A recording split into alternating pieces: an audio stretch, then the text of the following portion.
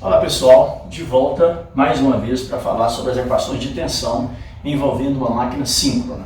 No módulo anterior, a gente falou a esse respeito como referência a uma máquina de rotor cilíndrico.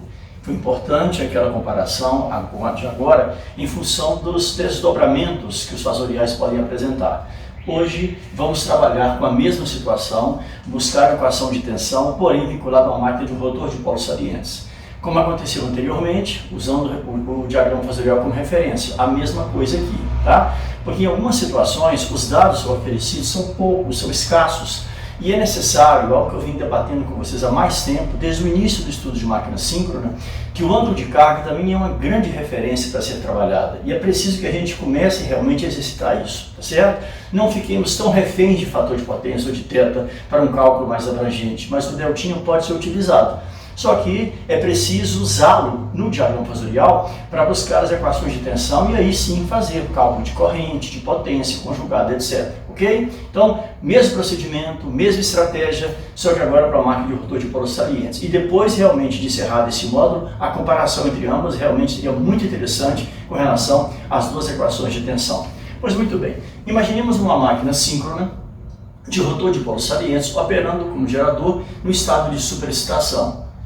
Situação completamente natural em se tratando de um sistema interligado, um gerador fornecendo potência para as cargas, tá? Então, começamos com a nossa tensão EF, naquela posição fasorial que nós já estamos nos acostumando com ela, tá? Ela não está na referência, ela apenas está horizontalizada para facilitar os eventuais desdobramentos do fasorial, tornando o fasorial um pouco mais elegante, digamos assim, tá? A tensão terminal VT, deltinha graus atrasado em relação ao EF, o que caracteriza o gerador, evidentemente que o atraso está aqui agora ratificado pelo sentido de giro, tá certo?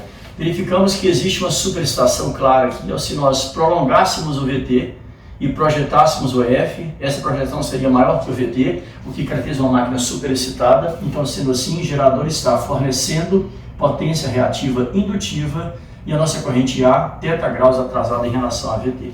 Por enquanto, da maneira como o diagrama se encontra, e é interessante também completá-lo, né? Porque tudo vai depender muito do sentido de velocidade e de torque, naturalmente. Agora sim, temos de fato um gerador conjugado frenante, superexcitado, fornecendo potência ativa e potência reativa indutiva. Só que, pelo menos por enquanto, ele tem o perfil de uma máquina de rotor cilíndrico. O que fazer para transformar esse fasorial no fasorial de uma máquina de polos salientes? Já também conversamos isso. Por exemplo, entre outras coisas, nós podemos prolongar o eixo de EF, que sabidamente vai coincidir com a direção preferencial do eixo em quadratura, tá? Pela teoria de dupla reatância, 90 graus atrasados em relação a esse eixo, 90 graus elétricos, evidentemente, o eixo direto da máquina, o eixo D, tá? E esse ângulo aqui, como eu falei com vocês, nem nome ele tem, eu gosto de colocar até com uma coisinha diferente, não há um nome específico para ele, é o ângulo que defasa a corrente da armadura em relação à projeção do eixo direto, tá bom? Feitas essas considerações, agora sim, nós vamos projetar de fato essa corrente encontrando a componente IA, que é a projeção da corrente de armadura sobre o eixo direto, ID, aqui a projeção da mesma corrente IA sobre o eixo em quadratura, IQ, projeção da corrente de armadura sobre o eixo em quadratura, e um dado importante, associado ao eixo em quadratura, a sua reatância síncrona de eixo em quadratura XQ, e associado ao eixo direto, a sua reatância síncrona de eixo em quadratura XD. Como já havíamos comentado anteriormente, se eu tenho eventualmente uma projeção de corrente associada a um respectivo eixo ou direção, tá? E ali naquele eixo reside ou excede de uma reatância, naturalmente essa corrente passando por essa reatância produzirá uma queda de tensão. 90 graus elétricos adiantada do eixo da corrente que a produz, e se tratando de uma queda sobre uma reatância indutiva. Então, isto posto, temos o ID aqui, então perpendicularmente a ID e adiantado de 90 graus teremos ID nessa direção, em quadratura ela, a queda de tensão produzida pela corrente de armadura projetada ao longo do eixo direto e a sua respectiva reatância de eixo direto XD. Tá? Perfeitamente natural, perfeitamente previsível e coisa que nós já vimos identificado aqui no fasorial anterior à máquina de polos salientes. A mesma regra vale para IQ versus XQ. Tá? Temos essa sendo a direção da corrente de eixo em quadratura e naturalmente vezes uma reatância 90 graus adiantado estaria a queda de tensão produzida pela projeção da corrente de armadura sobre o eixo em quadratura vezes a reatância 5 de eixo em quadratura. Tá lá, tá? Então tudo que nós precisamos inicialmente no esfasorial está apresentado agora finalmente, tá certo? A corrente de armadura e seus desdobramentos, as respectivas quedas de tensões produzidas pelas projeções da corrente de armadura dos dois eixos, vinculado às duas reatâncias em jogo, e a situação está posta aí, tá? O que chama atenção, no entanto, é que de todas as componentes que o esfasorial apresenta, e são muitas, como vocês estão vendo, as únicas grandezas de fato conhecidas e mensuráveis são VT, a tensão terminal com o nosso voltímetro, né? A corrente de armadura IA com o nosso perímetro, e o θ com o cosfímetro, algo dessa natureza, tá bem? E o resto, o que fazer para encontrar? Então fica realmente difícil, tá certo? Em algumas situações, imaginemos o seguinte exercício, a seguinte situação: uma máquina síncrona, rotor de polos salientes, opera como gerador em estado de superexcitação, tá? E esse gerador entrega à carga uma potência nominal a fator de potência 0,8 indutivo. Admitindo que a sua tensão terminal é de 1 PU e que essa máquina possui duas reatâncias XD e XQ, respectivamente de 1 PU e 0,6 PU, qual seria, por exemplo, o valor da nossa tensão EF? Pergunta interessante. Ah, qual seria o valor do nosso ângulo de carga? Pergunta interessante, porque observem, se nós não identificarmos o valor do deltinha, dificilmente poderemos encontrar a projeção de A em D e em Q, porque uma coisa é certa, pela teoria de dupla reatância, a soma deste ângulo mais esse me dará 90 graus elétricos. É a posição entre o eixo direto e o eixo de quadratura, tá certo? Então, o θ de fato é conhecido, mas se não tivermos condição de encontrar o deltinha, ficamos completamente refém do fasorial, porque não vai ser impossível achar essa projeção da corrente de armadura sobre os dois eixos respectivamente. Então, o que fazer?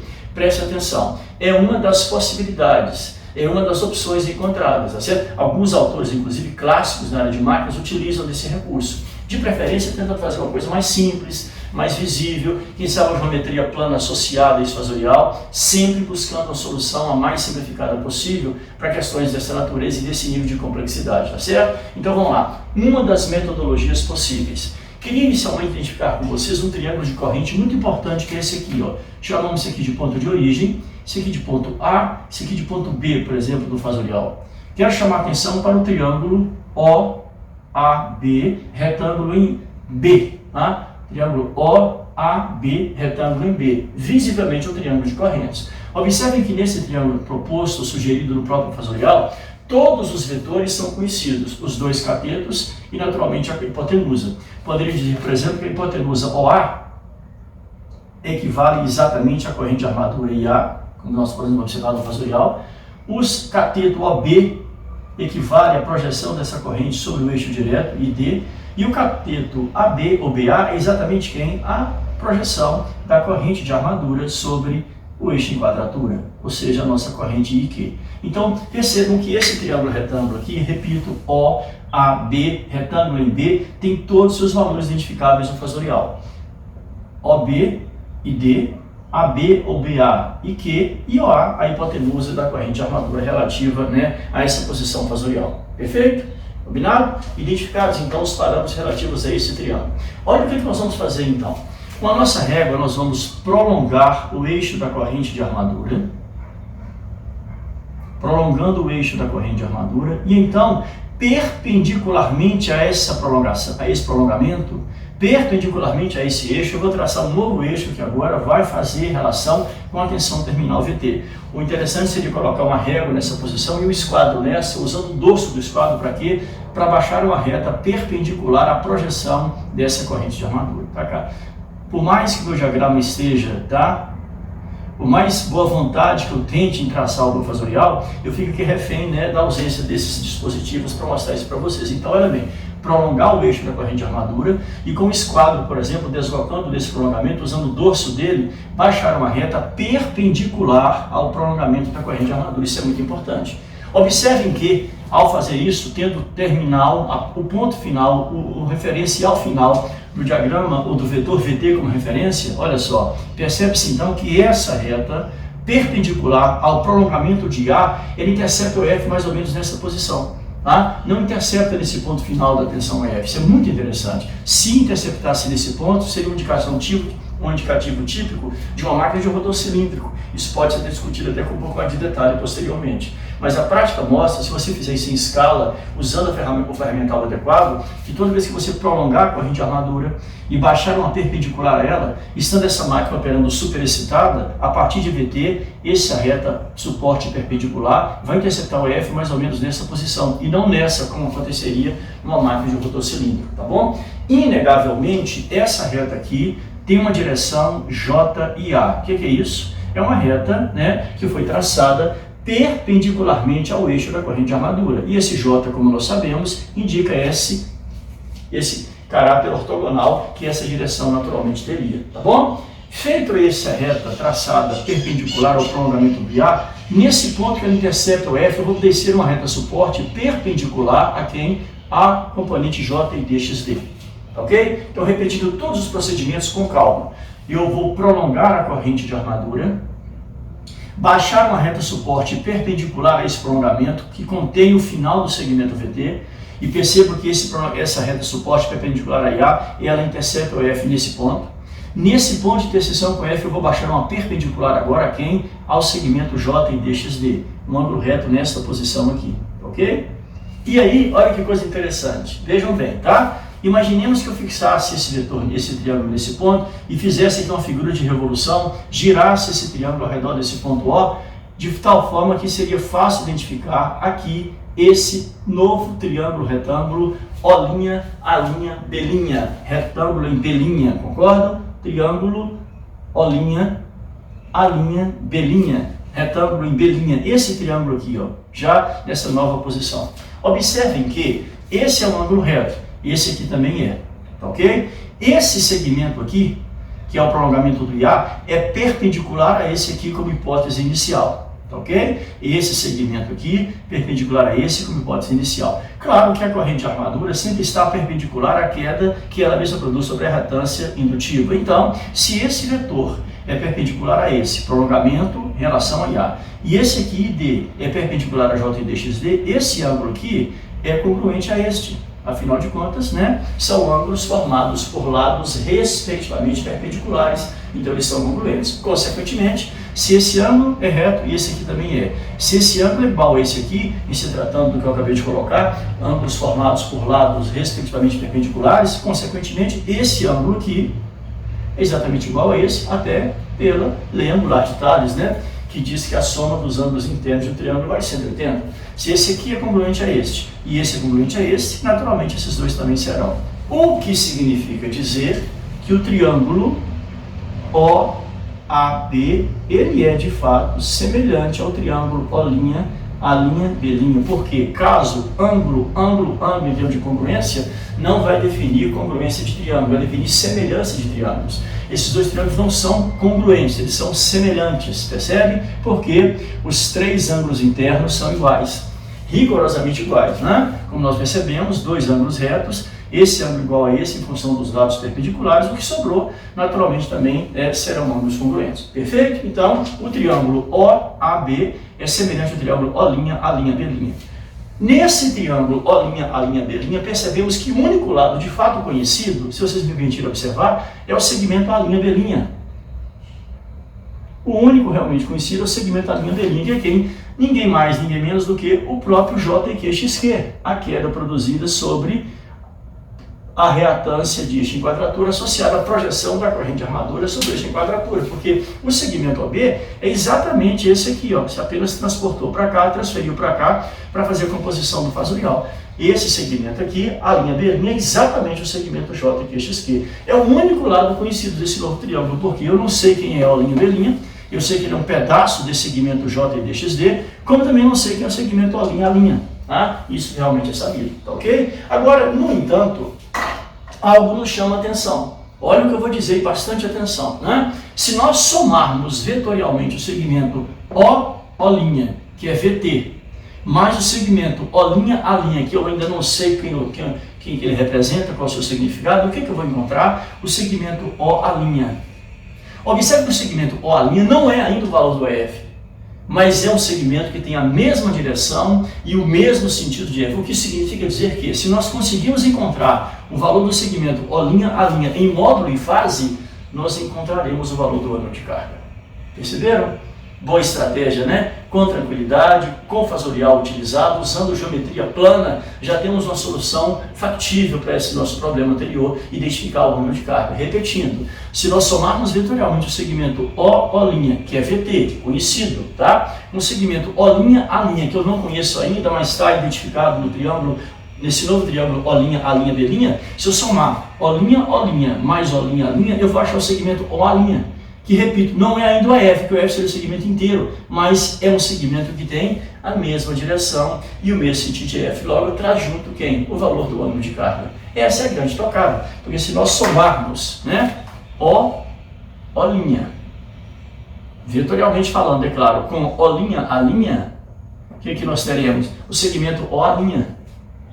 E esse segmento O' ainda não é o EF, porém, ele tem como referência o ângulo de carga, e isso nos interessa muito, tá certo? Então, o que vamos tentar fazer agora? Arrumar uma maneira de conseguir com tranquilidade encontrar quem representa o segmento O' nesse fasorial. E a resposta está aqui, ó, na semelhança dos dois triângulos, triângulo OAB, semelhante ao triângulo O'B'. Por quê? O que se pode afirmar de dois triângulos semelhantes?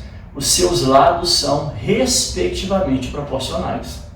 Tá? Então eu diria que, se eu preciso encontrar O', nesse novo triângulo, e apenas o segmento A', é conhecido nele, olha o que eu vou propor para vocês. Então eu diria que, por semelhança de triângulos, que o segmento O', está para o segmento OA, a hipotenusa desse triângulo está para a hipotenusa deste, tá ok? Acompanhando, pessoal? Assim como o lado que eu desejo, o O', é o lado que eu desejo encontrar. Está para a hipotenusa do triângulo anterior, assim como o segmento A'B', que é o único segmento conhecido nesse novo triângulo, está para quem? O seu equivalente AB do triângulo anterior. Tá?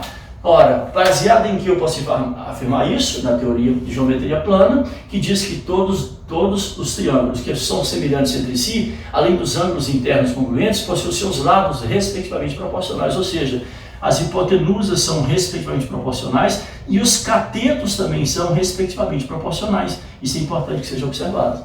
Tá ok? Então, ó, O'A' equivalente ou proporcional ao A, A'B' proporcional a AB e o O'B' proporcional ao B. Pronto.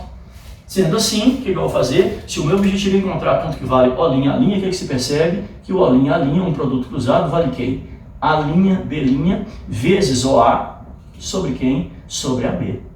Onde isso vai nos levar? Que O'A' vale quem então? Quem é a linha B'?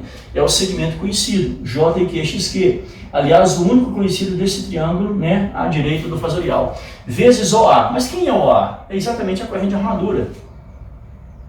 Sobre quem? Sobre AB. Mas quem é AB? AB é IQ. Gente, olha a consequência disso. Olha como é uma coerência tremenda, tá? O que nós havíamos dito anteriormente? Que essa direção aqui, que foi traçada perpendicularmente ao prolongamento do IA, é uma direção JA. Só pode ser uma direção perpendicular ao eixo da corrente com a qual a gente trabalhou. Aí, então, olha o que nós acabamos de encontrar. IQ você cancela com IQ, resultado, né? Que o nosso segmento O'A' não é ninguém mais, ninguém menos do que J e A XQ. Pronto. Resolvida a questão. Então quer dizer, Marcos, que o nosso segmento procurado, O'A', que já vai trazer contido o seu ângulo de carga, vale O'A', que é VT mais J e A XQ? Evidentemente, tá? Então, olha bem, uma equação já muito interessante, muito importante e decisiva para os nossos objetivos. Porque se eu conheço o VT, sempre mensurável, o IA também, o XQ é dado de catálogo da máquina, eu posso chegar facilmente nessa componente O'A', que, insisto, não é o EF ainda, mas tem a direção e o sentido da EF. A consequência é que me apresenta o deltinha. Ora, quem tem θ medido e acabou de calcular deltinha, calcula esse ângulo aqui e naturalmente reencontra o ID, o IQ, as respectivas projeções, utilizando o nosso fasorial. E a coisa está muito bem encaminhada. Concorda com isso? Tá? No entanto, falta, eu tenho que admitir, esse pedacinho aqui em vermelho para achar o segmento EF. Eu diria que para achar o segmento EF, de fato, atenção F, eu somaria o segmento O'A' a esse pedacinho vermelho em particular. Tá? Aí vem outra questão, quanto que esse segmento vale? Porque é só somar em módulo, porque ele já está na mesma direção e sentido da tensão F. Só somá-lo em módulo. Como que eu faço isso? Vamos explorar um pouquinho mais o fasorial. Observem que essas ideias do triângulo semelhante, ela foi interessante. Não causou tanta complexidade assim e a coisa foi realmente muito facilitada. Então, o que eu vou fazer? Vou prolongar o segmento J e QXQ. Prolonguei o segmento J e QXQ e quando eu prolongo eu vejo que o prolongamento desse segmento J e QXQ também intercepta o prolongamento do segmento A'. O segmento A' veio aqui ó, perpendicular ao IA. Ele que deflagrou toda essa conversa. Aí peguei J e QXQ e prolonguei. E vou chamar essa interseção de segmento ou de interseção A duas linhas. Vou chamar esse ponto aqui de B duas linhas. Então eu percebo um novo triângulo retângulo. O', A duas linhas, B duas linhas. Concordam? O', A duas linhas, B duas linhas. Ora, qual o único lado agora conhecido desse novo triângulo retângulo? Esse que vai daqui até aqui, o segmento O', B duas linhas. O único segmento conhecido ali é o segmento O', B duas linhas, que é exatamente J e D, XD. Perfeito? Concordam com isso? Olha lá. Por que eu estou dizendo isso? Porque me ocorreu o seguinte, eu preciso encontrar, quando eu falei segmento A'C, A' que está aqui, esse vermelhinho, chamar esse ponto de ponto C, por exemplo, tá? Preciso encontrar quanto vale o segmento A'C. Por quê? Pelo fasorial, seguramente eu posso afirmar isso, que o F vai ser quem? Vai ser OA' mais o módulo do segmento AC, com certeza. Olha lá. O segmento AC já está na mesma direção e sentido, né, do segmento OA'. E o segmento A'C que nós estamos procurando é exatamente quem, gente? Esse pedacinho aqui, ó, B', B duas linhas, exatamente esse segmento que está ali, ó, B', B duas linhas. Perceberam? Como consequência, o segmento A'C, ele é exatamente igual ao segmento B', B duas linhas, né? Esse segmento aqui de baixo. Tá? Então, se nós encontrarmos quanto que vale esse segmento aqui, somaremos o módulo dele a OA', porque está na mesma direção e sentido dessa componente, e finalmente encontraremos a nossa tensão F e estaremos então com toda a situação resolvida. Ângulo de carga, EF, ID, XQ, todas as grandezas relativas a esse fasorial. Pois muito bem, como encontrar esse segmento B', B duas linhas? Ora, observe que o segmento O', B duas linhas nós conhecemos. É exatamente esse cateto desse novo triângulo retângulo maior. Só que eu não sei quanto vale O', B' do triângulo anterior. Ora, eu posso usar a mesma prerrogativa que eu usei anteriormente para achar um segmento desse triângulo aqui, uma vez que ele é semelhante a esse. Por exemplo, se eu pretendo encontrar quanto que vale o segmento O', B' desse triângulo, ele equivale a quem? Ora, eu posso afirmar que o segmento O', B' está para o segmento OB, assim como o segmento O'A' está para o segmento OA, evidentemente, né? Observe que eu peguei o segmento O'B', já conhecido do triângulo anterior, ele está para OB, é o segmento do triângulo que começou todo o processo, o triângulo de corrente, está para quem? O segmento O'A', que já temos o valor dele, para OA. Então, como que eu vou encontrar o segmento O'B'? Eu posso afirmar que o segmento O'B' vale quanto? Produto cruzado OB vezes O'A' sobre OA. Pronto. Tá? Então, quem seria o segmento O'B' se não? OB. Quem vai no segmento OB? Aqui, ó, corrente ID. Vezes. Quanto vale O'A'? Acabamos de encontrar. J e AXQ. E quanto vale o segmento OA? Exatamente o valor da corrente de armadura. Olha a coerência da máquina, gente. O segmento O'B' está na mesma direção do segmento O'B duas linhas. Ora, se o segmento O'B duas linhas é J e DXD, então essa direção é a direção J e D. Então o segmento O'B' tem que ser associado a J e D. Está na mesma direção? Claro que no módulo menor. Isso explica por quê. Olha que coisa legal. Cancelando a corrente de armadura significa o quê? Que o nosso segmento O'B' ninguém é nada mais, nada menos do que J e D XQ. O que é extremamente coerente, porque ele está na direção J e D, está perpendicular à corrente de eixo direto lá, tá? E como ele é menor do que O'B duas linhas, e O'B duas linhas é proporcional a XD, lógico, o segmento O'B', que é menor, tem que ser proporcional a XQ, uma vez que essa reatância é menor do que aquela. Pronto. Então, sendo assim, e partindo do pressuposto de que, né, para encontrar o segmento B', B duas linhas, ele seria quem? O', B duas linhas, menos O', B', o que eu vejo? Que eu vou ter J e D, XD, menos J e D, XQ. Consequentemente, quando eu avaliar segmento em valores modulares, eu coloco ID em evidência, seria XD. Colocando ID em evidência, o nosso segmento procurado, B', B duas linhas, seria ID que multiplica XD menos XQ. Pronto. Aí. Perfeito?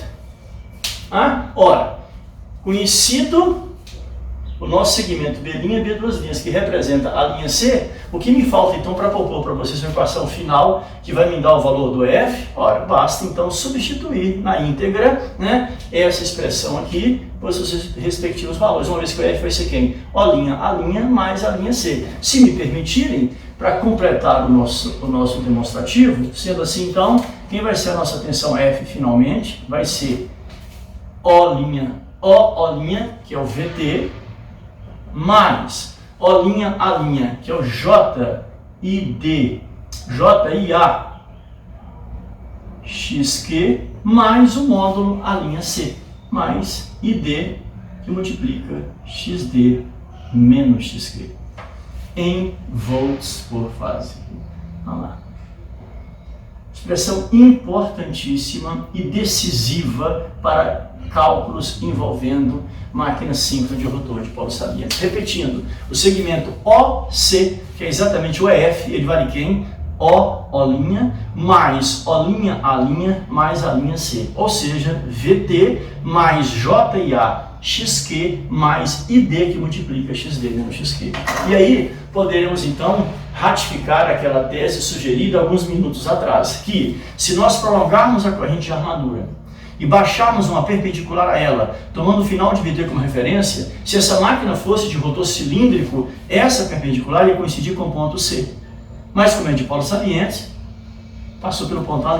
Como é que eu posso provar isso? Ora, em uma máquina de rotor cilíndrico, o que eu posso falar sobre XD e sobre XQ são iguais. O entreferro é uniforme, não há distinção de entreferro ao longo dos dois eixos da máquina. Então, se o XD for igual ao XQ, esse termo some e desaparece. Ou seja, quem seria o F, se não VT, mais JIA XS, reatância síncrona, que ia exatamente coincidir com o segmento com o ponto C. Percebem? Então, a máquina é de uma coerência muito grande, de uma tremenda objetividade, ela não deixa margem à dúvida, ela nos oferece as informações, e à medida que você caminha com o fasorial respaldado sempre em cima dele, ora, você consegue resolver questões das mais diversas, aparentemente das mais complexas, não tem mais complexidade alguma. Seja de rotor cilíndrico, seja de rotor de polos salientes, o que você precisa conhecendo o ângulo de carga, tá certo? E é claro, o valor de VT, você consegue então fazer as mais diversas análises. Para a máquina de rotor cilíndrico, encontrando o ERA, a queda de tensão produzida na impedância síncrona da máquina, VT menos EF cosseno de deltinha, mais JEF seno de deltinha em volts por fase. Numa máquina de rotor de polo saliente, o que você precisa? Naturalmente conhecer o fasorial. E olha bem, gente, uma coisa que eu tenho dito muito para vocês, mesmo que esse fasorial aqui tenha sido traçado a partir de um ponto específico, de uma situação particular, os desdobramentos, todos eles respaldados por matemática clássica, eu diria geometria plana, tá? Relações de triângulos semelhantes, convenhamos, é uma coisa bem tranquila de ser observada, chegamos a uma equação que tem caráter genérico. Por quê? Permite então que a mudança da excitação altere o posicionamento e os valores das projeções de A sobre D, porque seguramente se o fator de potência variar, o θ vai variar junto. Consequentemente, o que? Eu altero a posição da corrente de armadura em relação a ID e, com certeza, o valor de D e os desdobramentos encontrados por valor de F. Então, insisto, mesmo que essa equação do F tenha sido encontrada em cima de um caso particular, como o desdobramento foi geometricamente argumentável, essa equação ganha perfil genérico. Então, seja uma máquina de polos salientes, em qualquer estado de excitação, EF vale VT mais JIAXQ mais ID, que multiplica XD menos XQ. Então, meu amigo, aquele exercício que eu havia proposto para você, seja uma máquina síncrona de rotor de polos salientes, entregando potência nominal, a uma carga com fator de potência operando superexcitada, com fator de potência 0,8 indutivo, apresentando um VT nominal, 1 PU com 0 grau, VT na referência, e um XD de 1 PU e um XQ de 0,6 PU, você tem todos os dados que você precisa para encontrar o EF. em módulo e em fase. Porque se encontra um F aqui, dessa forma, você encontra o módulo da F. E qual que é o ângulo da F? O ângulo de carga. Acabou. VT é conhecido. Corrente de armadura também, um PU, reatâncias dadas, e quando você consegue encontrar o deltinha a partir dessa equação anterior, né, você então desdobra completamente o fasorial e os elementos relativos a essa máquina de rotor de polos salientes. Perfeito? No nosso próximo módulo, tá, vamos dar um passo também mais importante ainda, mais relevante, talvez né, se somando a outro. A partir do base fasorial, vamos trabalhar as equações de potência ativa e potência reativa de uma máquina de rotor de polos salientes. E convenhamos, até o presente momento, aquelas projeções e aqueles desdobramentos, aquelas previsões apresentadas da máquina de polos salientes há um tempo atrás, como por exemplo, componente segundo harmônico, ainda não surgiram aqui. Paciência, calma, passo a passo, e vai acontecer naturalmente, tá? A influência do segundo harmônico, principalmente na equação de potência ativa e reativa da máquina. Um grande abraço, até o próximo módulo, saúde e paz.